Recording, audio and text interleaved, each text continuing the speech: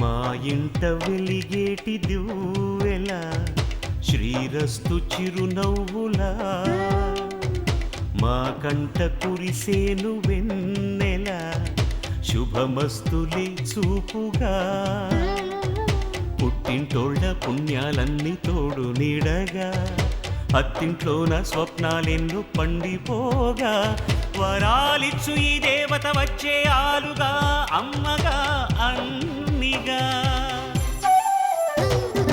మా ఇంట వెలిగేటి దివ్వెల శ్రీరస్తు చిరునవ్వులా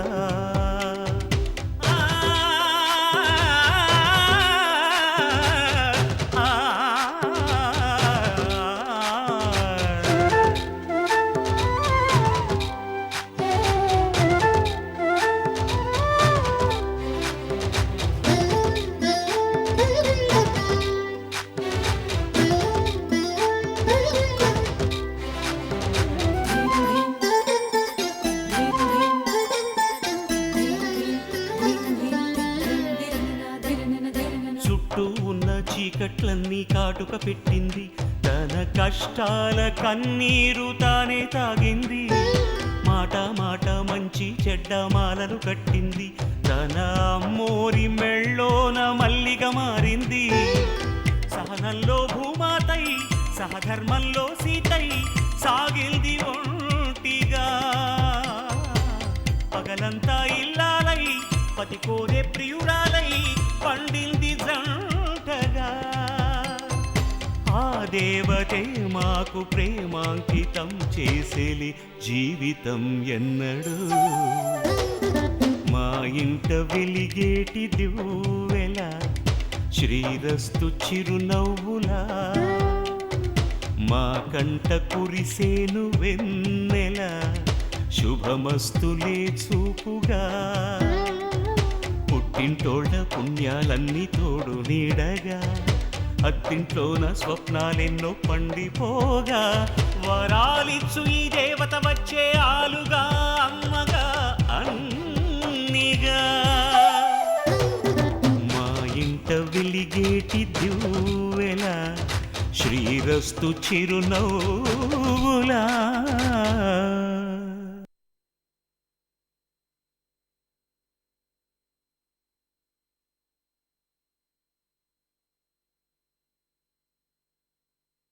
ఈ రోజు నా ఇంట్లో జరిగిన అవమానాన్ని జీవితంలో మర్చిపోలేను. నన్ను అవమానించిన ఆ గోపిగాండి వదిలే ప్రసక్తే లేదు. అల్లుడు, నువ్వేం భయపడకు. నా రూటే వేరు, పగ తీర్చుకునే పద్ధతే వేరు. జనరల్గా నా శత్రువుల్ని నేను దెబ్బతీస్తే కాళ్ళు చేతులు తెగిపట్టము, వాళ్ళ శవాలు కూడా దొరకకుండా చేయడము జరుగుతుంది. అలాంటిది నా సంగతి తెలిసేవాడు నా మీద చెయ్యెత్తి వెళ్ళాడంటే వాణ్ణి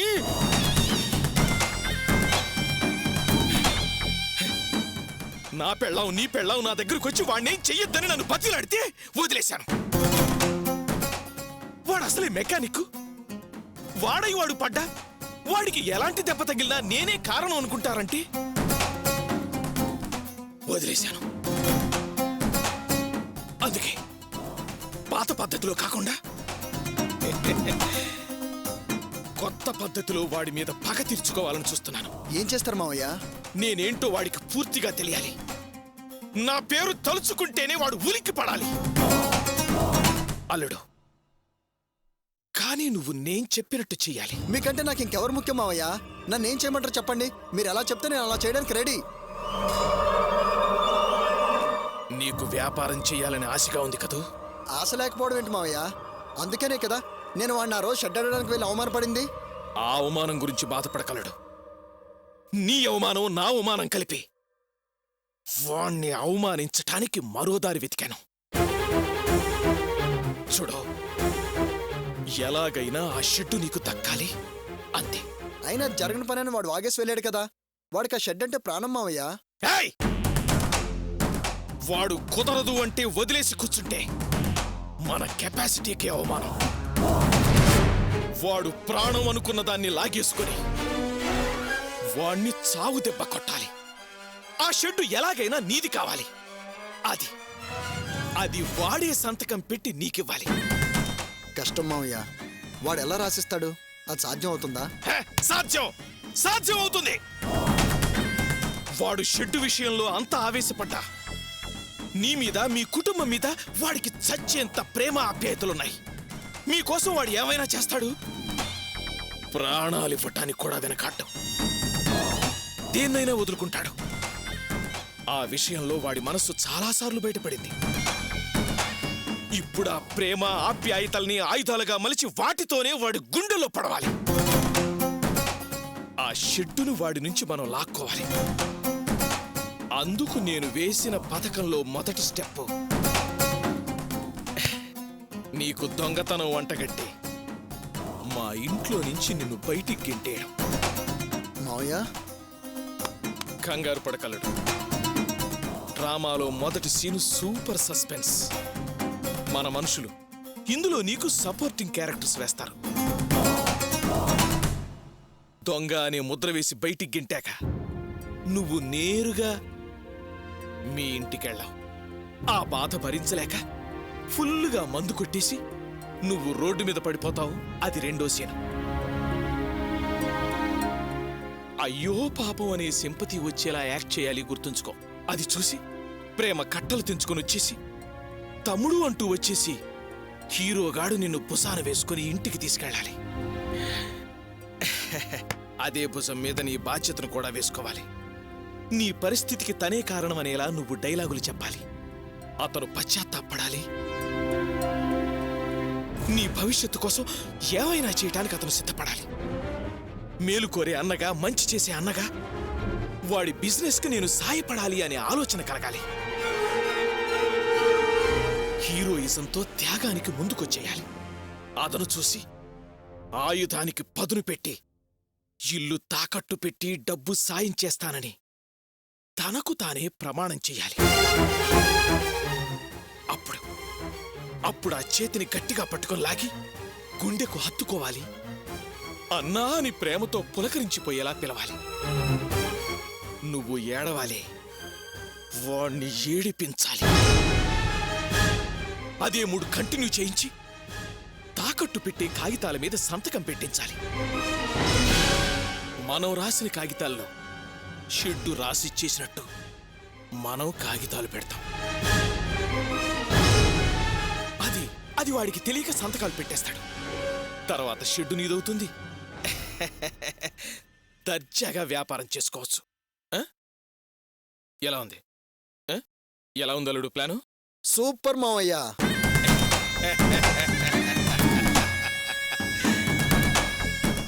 మావయ్య, కానీ వాడు అంత అమాయకంగా మోసపోతాడంటావా? డౌటే లేదల్లుడు, వాడు ఖచ్చితంగా మోసపోతాడు. ఎందుకంటే వాడు మంచివాడు. ప్రేమ పొరలు వాడిని నిజం చూడనివ్వవు. మాటంటే చాలు సంతకానికి వెనకాడ్డం. సంతకాలప్పుడు అనుమానించడు. వాడిది గుడ్డి నమ్మకం. అసలు నీకు లాజిక్ తెలుసా?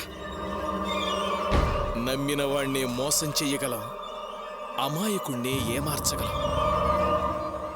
వాడికి కల్లా కపటం తెలీదయ్యా. నువ్వు యాక్టింగ్ మొదలుపెట్టు. అదమ్మా జరిగింది. నా మీద దొంగతనం రుద్దింది, నన్ను కొట్టి బయటకు పంపించింది. నేను బాధపడుతూ ఇంటికి రాకుండా ఫ్రెండ్స్ రూమ్కి వెళ్ళింది. తాగి తందనాలాడి రోడ్డు మీద పడింది. అంతా డ్రామానే. చూడమ్మా, మేమిద్దరం పగడబందీగా ప్రతి సన్నివేశాన్ని రక్తి కట్టేలా చూశాం. అల్లుడు పాత్రలో బాగా జీవించాడు. గోపిని పాత్రలోకి దించాడు, మూత పెట్టాడు. వాడికిక ఊపిరాడదు, విలవిల్లాడిపోతాడు. డ్రామా చాలా గొప్పగా రక్తి కట్టబట్టే ఈ కాగితాలు ఇలా మా చేతికొచ్చాయి. ఇప్పుడు ఇల్లు మీదయింది, షెడ్డు అల్లుడిదయింది. సంతోషించు చెల్లెమ్మ, బాగా సంతోషించు.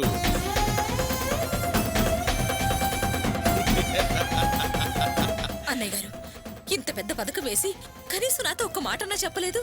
వీడు దొంగయ్యాడని, తాగుబోతయ్యాడని నా మనసు ఎంత వెలువెల్లాడిపోయిందో.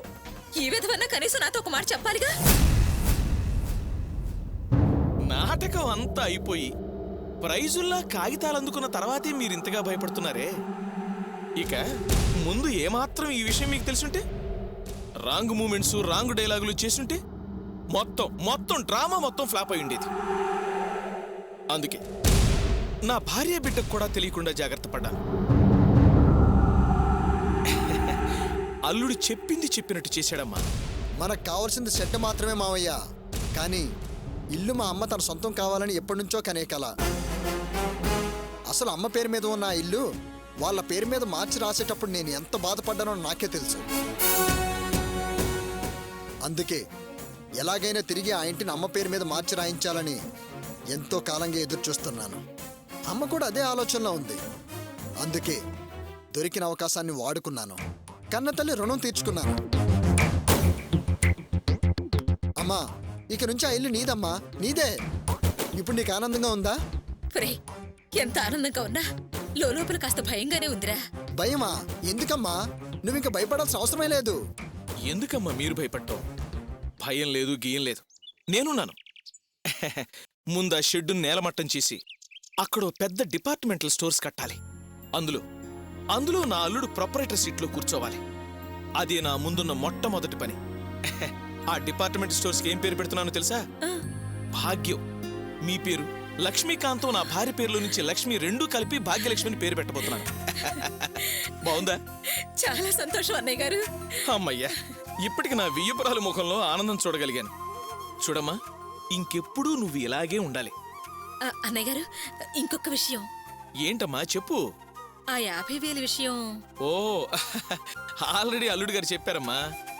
డప్పోడి వెంట కొయ్యోడిలా గోపి వెంట తిరుగుతుంటాడే, ఆ ఆటో డ్రైవర్కి ఇవ్వాలట కదా.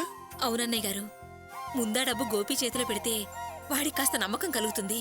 లేకపోతే ఆ వెధవెప్పుడు వాడి చొక్కా పట్టుకుని వాడి వెనకాలే తిరుగుతుంటాడు. వాడికి మంచి చేస్తే వాడు మనకెప్పుడు చెడు చేస్తుంటాడు. అందుకని వాడి మొహారు డబ్బు పారేసి ఆ ఆటో కాగితాలు వాడి మొహారు కొడితే వాడి చొక్కా వదులుతాడు. వాడితో తెగతింపులు చేసేస్తే వీడు ఒంటరిగా మనకి చిక్కుతాడు. అప్పుడు వీడిని సమర్థిస్తూ వెనకాలండే మనిషే ఉండడు. ఏమంటారు అన్నయ్య గారు? మంచి ఆలోచన చేశారు. 50,000 కావాలంతే కదా? క్యాష్ రెడీగా ఉంది. రియల్ ఎస్టేట్ మంచి భూమిలో ఉన్నప్పుడు 50,000కి 2 సైట్లు దొరకటం నిజంగా మన అదృష్టం. తీసుకోమ్మా. వస్తారన్నయ్య గారు.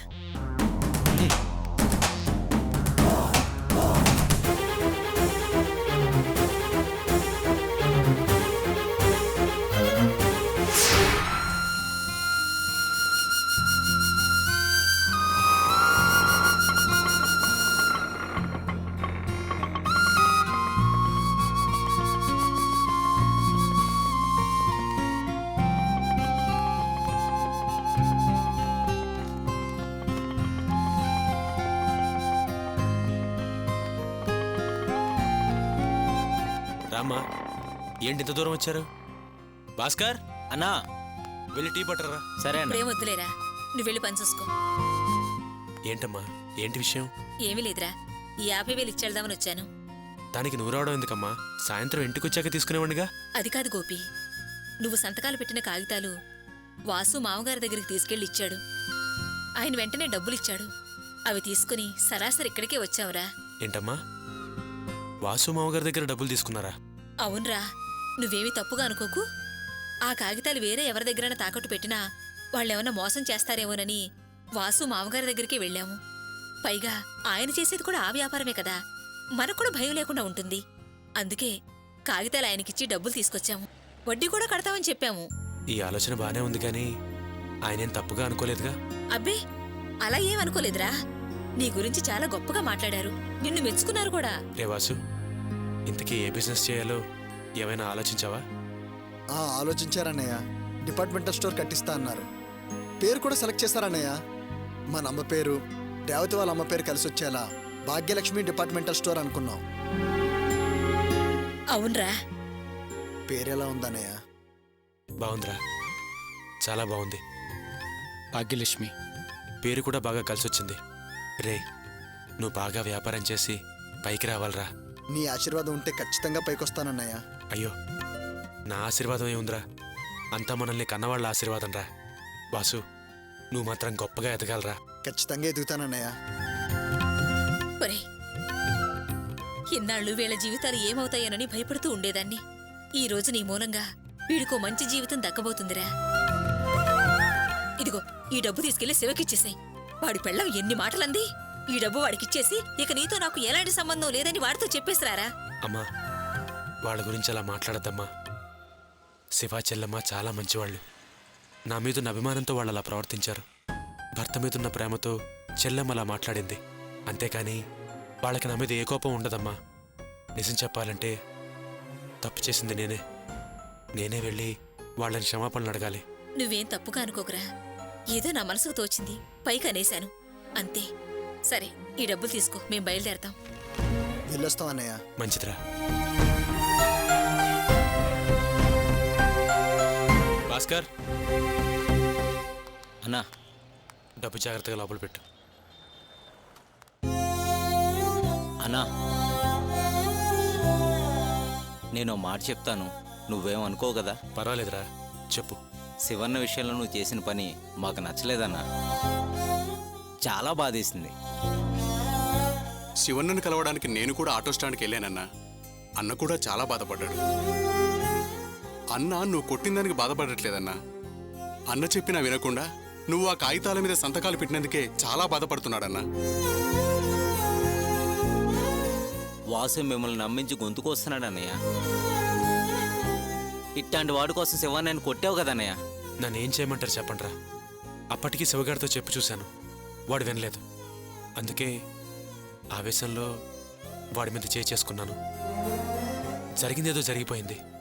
వాడితో మాట్లాడదామని వెళితే వాడు నా మొహం చూడటానికి కూడా ఇష్టపడలేదు. సర్లేండ్రా, ఎంతైనా శివగాడు నా ఫ్రెండ్ రా. వాడి కోపం ఎన్ని రోజులుంటుంది? మహా అయితే 2 రోజులు. తర్వాత మళ్ళీ వాడే నాతో మాట్లాడతాడులే. రేయ్, ఆ డబ్బులు లోపల పెట్టేసి వెళ్ళి పని చూడండి. సరే అన్నయ్య. సరే అన్నా.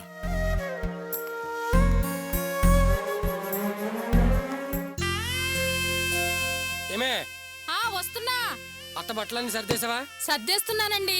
సరేలే, తొందరగా రెడీ అవ్వమని చెప్పు. ఆ. నేను షెడ్ దాకా వెళ్ళి వచ్చేస్తాను. అలాగే.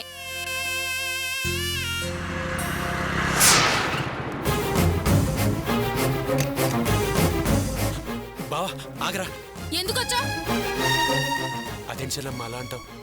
ఇది నా పెద్ద చెల్లెలు ఇల్లు. నా చెల్లెలింటికి నేను రావడానికి కూడా ఆలోచించాలా? చూడు చెల్లమ్మ, ఇందాక వీడు టీ కొట్టు దగ్గర కలిశాడు. నేను చెప్పేది వినరా అంటే అస్సలు అర్థం చేసుకోలేదు. నా షెడ్ కురాడు భాషాగాడితో చెప్పాడంట, గోపిగాడు నన్ను కొట్టినందుకో తిట్టినందుకో నాకు కోపం రాలేదు, వాడు ఆ కాగితాల మీద సంతకాలు పెడతానందుకే నాకు కోపం వచ్చింది అని చెప్పాడంట. రే బావా, నిజం చెప్తున్నాను బావా, వాసుగాడు ఇప్పుడు చాలా మారిపోయాడు రా. వాడు ఇంతకు ముందులా లేడు. వాడు బాగా బిజినెస్ చేసి సెటిల్ అవ్వాలన్నదే నా కోరిక బావా. రే, ఆ ఇల్లు ఇంతకు ముందు నా పేరు మీద లేదు కదరా. పెద్దనాన్న ఇల్లు అమ్మ పేరు మీద రాశాడు. అక్కడి నుంచి ఇల్లు నా పేరు మీదకి వచ్చింది. అయినా నేను వాసుగాడి బిజినెస్ కోసం ఇంటి కాగితాల మీద సంతకాలు పెట్టాను రా. అంతేగాని వాసుగాడు ఆ ఇంటిని వాడి పేరు మీద రాయించేసుకోవట్లేదు కదా బావా. అర్థం చేసుకో బావా, నువ్వు నా ఆరో ప్రాణం బావా. నువ్వే ఇలా చేస్తే నేను ఎవరికెళ్ళి చెప్పుకోవాలి బావా? ప్లీజ్ బావా, నా మాట వినరా బావా. నీతోనే మాట్లాడుతాను రా. రే, మీరిద్దరూ క్షమించలేనంత తప్పు నేనేం చేశాను రా బావా. ఒప్పుకుంటున్నాను రా, నేను తప్పు చేశానని ఒప్పుకుంటున్నాను రా. సరే, నేనేం చేస్తే మీ ఇద్దరు కోపం చల్లారుతుందో చెప్పండి, అది చేస్తాను.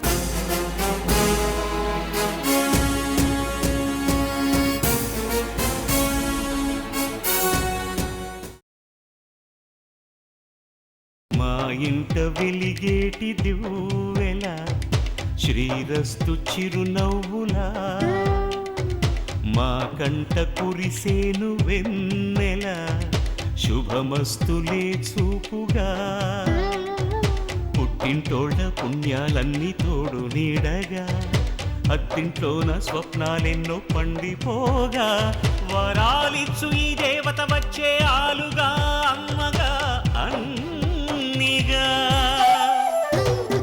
మా ఇంట వెలిగేటి దివ్వెల శ్రీరస్తు చిరునవ్వులా